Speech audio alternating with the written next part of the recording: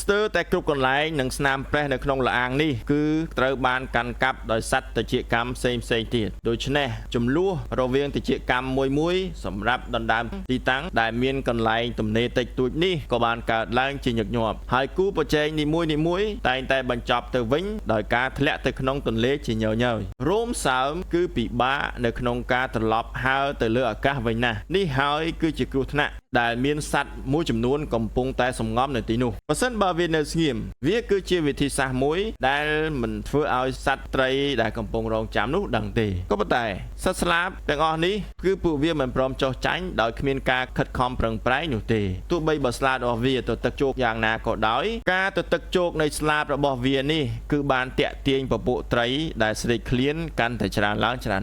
សត្វតិចកម្មណាមួយដែលបានគេចខ្លួនបានដោយជោគជ័យនោះគឺជាអភូតហេតុហើយដូចជាមួយនេះជាដើមវាខំប្រឹងទៅទះស្លាបយ៉ាងខ្លាំងដើម្បីនឹងរត់គេចចេញអំពីទឹកហើយឡើងទៅលើគោក